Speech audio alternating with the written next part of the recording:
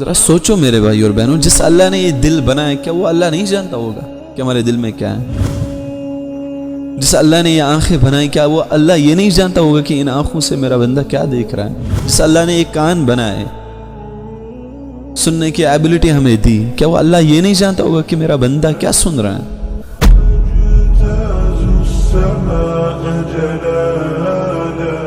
اللہ سے محبت تو انسان کی سب سے بڑی جیت ہے، اور یہ محبت تب ہوتی ہے جب انسان اپنے گناہوں پہ، اپنے خطاؤں پر نادم ہو، ندامت ہو، احساس ہو، دل میں تڑپ ہو کہ میں نے جو اللہ کے فرمانوں کے ساتھ جو کیا میں نے بہت غلط کیا۔ گناہ انسان کو ناپاک کر دیتا ہے، یہ ایک بہت ہی بری عادت ہے، اس لیے اس کا حل صرف ایک ہے کہ اس کو چھوڑا جائے پوری طرح۔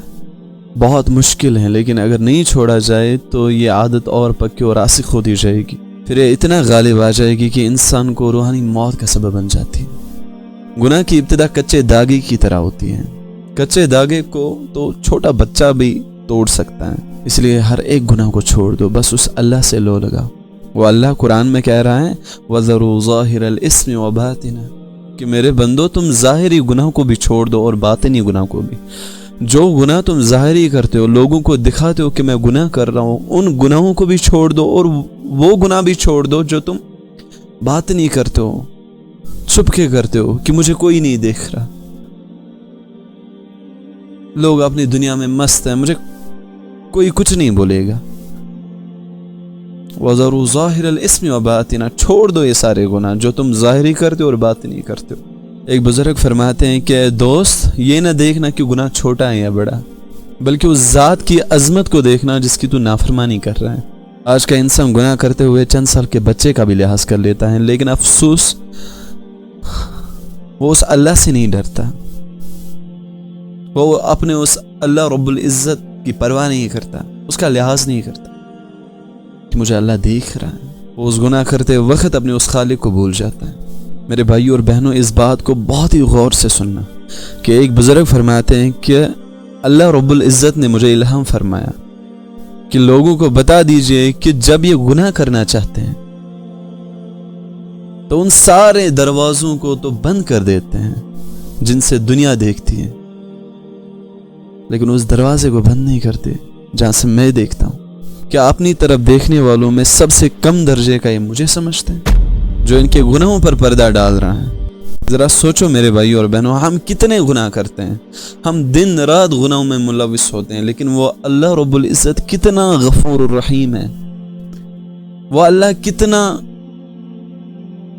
ہم سے پیار کرتا ہے، کتنی محبت کرتا ہے بندے سے کہ ہم دن رات گناہ کرتے ہیں، وہ اللہ ہمارے گناہوں پر رحمت کا پردہ ڈال رہا ہے، ہمیں دنیا میں ذلیل نہیں کرتا، ہمیں دنیا میں رسوا نہیں کرتا، لوگوں میں نہیں ذلیل کرتا کہ یہ دیکھو اس بندے نے کتنے سارے گناہ کیے۔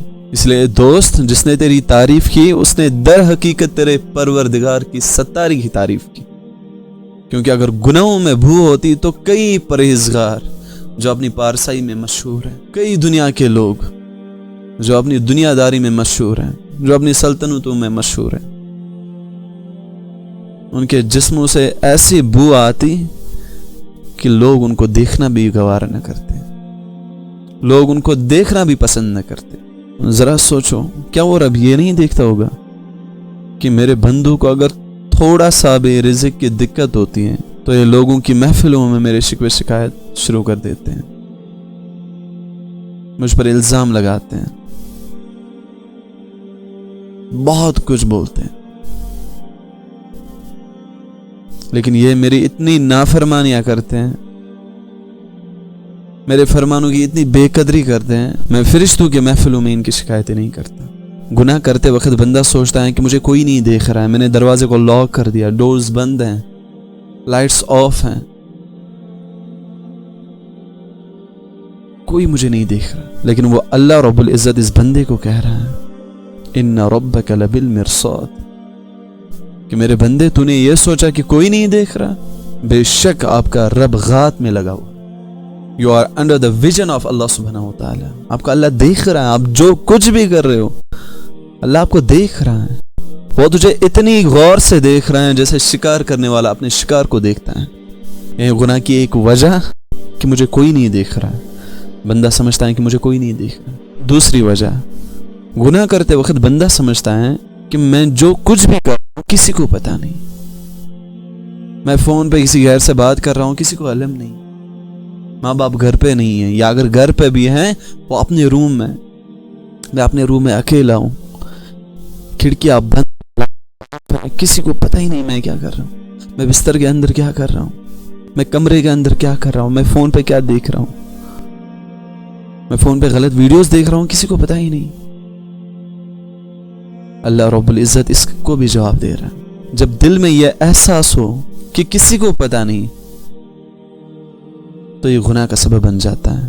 فرماتا ہے اللہ قرآن میں یعلم خائنۃ الاعین وما تخفی الصدور، کہ تمہارا رب ایسا ہے کہ آنکھوں کی چوری کو جانتا ہے اور ان باتوں کو بھی جو تمہارے سینوں میں پوشیدہ ہیں، چھپے ہوئے ہیں۔ اللہ ہر ایک چیز سے واقف ہے۔ اب بندہ کیسے یہ سوچ سکتا ہے کہ کسی کو علم نہیں، کسی کو پتہ نہیں کہ میں کیا کر رہا ہوں؟ یاد رکھو جو ہم کرتے ہیں یا کرنے کا ارادہ کرتے ہیں اللہ سب جانتا ہے۔ He knows everything about us۔ اللہ سب کو جانتا ہے جو ہمارے دل میں چل رہا ہے، حالانکہ کوئی انسان نہیں بتا سکتا کیا، حالانکہ کوئی انسان یہ نہیں بتا سکتا کہ ہمارے دل میں کیا چل رہا ہے، بٹ وہ اللہ جانتا ہے کہ ہمارے سینوں میں کیا ہے، ہمارے دل میں کیا کیفیت ہے، ہم کیا سوچتے ہیں سمجھتے ہیں، ہمارے دل میں کیا ہے اللہ جانتا ہے۔ ذرا سوچو میرے بھائی اور بہنوں، جس اللہ نے یہ دل بنایا کیا وہ اللہ نہیں جانتا ہوگا کہ ہمارے دل میں کیا ہے؟ جس اللہ نے یہ آنکھیں بنائی کیا وہ اللہ یہ نہیں جانتا ہوگا کہ ان آنکھوں سے میرا بندہ کیا دیکھ رہا ہے؟ جس اللہ نے یہ کان بنائے، سننے کی ایبلٹی ہمیں دی، کیا وہ اللہ یہ نہیں جانتا ہوگا کہ میرا بندہ کیا سن رہا ہے؟ یہ تھی گناہ کی دوسری وجہ۔ تیسری وجہ گناہ کی، بندہ سمجھتا ہے گناہ کرتے سمے کہ میرے پاس کوئی نہیں تھا، میں اکیلا تھا، میرے دائیں آگے پیچھے کوئی بھی نہیں تھا۔ I was alone in my room۔ میں اپنے کمرے میں اکیلا تھا، میں اپنے بستر میں اکیلا تھا، میں اپنے فون اکیلا دیکھ رہا تھا، میں جب گناہ کر رہا تھا تو اکیلے کر رہا تھا، کسی کو پتہ ہی نہیں۔ گھر والے سوئے ہیں، بھائی بہن سوئے ہیں، کسی کو علم ہی نہیں، کسی کو خبر ہی نہیں کہ میں کیا کر رہا ہوں۔ لیکن اللہ سبحانہ وتعالیٰ اپنی کتاب میں اس بندے کو بھی جواب دے رہا ہے، فرماتا ہے کہ تم جہاں 3 ہوتے ہیں چوتھا وہاں پہ میں ہوتا ہوں، جہاں 4 ہوتے ہو وہاں 5واں میں ہوتا ہوں، وَهُوَ مَعَكُمْ أَيْنَمَا كُنْتُمْ، اور میں تمہارے ساتھ ہوتا ہوں خواہ تم لوگ کہیں بھی ہو، تم چاہے کہیں بھی چھپ جاؤ، تم چاہے زمین کے اندر دس جاؤ، چھپ جاؤ، چاہے تم تالا لگاؤ، لاک لگاؤ، کچھ بھی کرو، میں تمہارے پاس ہوتا ہوں۔ اللہ رب العزت اپنے بندے کو شرک سے زیادہ نزدیک ہے، تو بندہ کیسے یہ سمجھ سکتا ہے، بندہ یہ کیسے سوچ سکتا ہے کہ میں اکیلا تھا، بندہ یہ کیسے سوچ سکتا ہے کہ مجھے کوئی نہیں دیکھ رہا تھا جب میں گناہ کرتا تھا۔ گناہ کی چوتھی وجہ، بندہ سمجھتا ہے کہ کوئی میرا کچھ نہیں بگاڑ سکتا، مجھے کوئی کچھ نہیں کر سکتا، میں جو بھی کروں اپنی لائف میں کروں گا، مجھے کوئی کیا کرے گا، میں گناہ کروں گا تو کروں گا، مجھے کوئی کچھ نہیں بگاڑ سکتا۔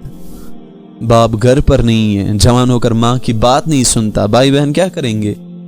جب دل میں یہ احساس ہو کہ کوئی میرا کچھ نہیں بگاڑ سکتا تو یہ گناہ کا سبب بن جاتا ہے۔ اور اللہ رب العزت اس بندے کو بھی جواب دے رہا ہے اپنی کتاب میں، فرماتا ہے ان اخذہ علیم شدید، بلا شبہ اس کے دار و غار بڑی علم رساں اور سخت ہیں، لہذا کوئی یہ نہ سمجھے کہ کوئی میرا کچھ نہیں بگاڑ سکتا۔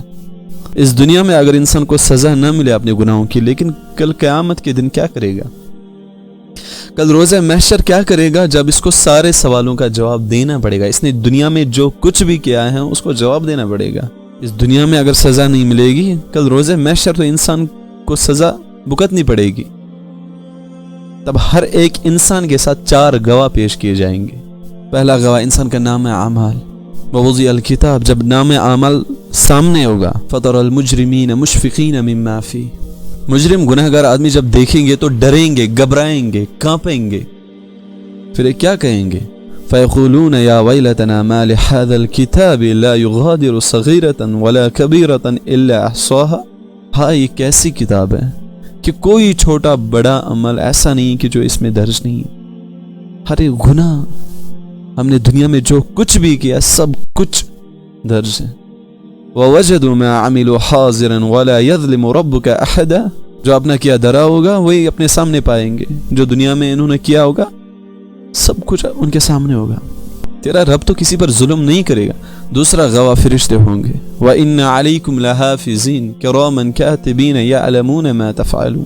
اور تم پر تمہارے سب اعمال یاد رکھنے والے معزز فرشتے ہیں. کرامن کاتبین، جو آپ کے ہر ایک افعال کو لکھ رہے ہیں.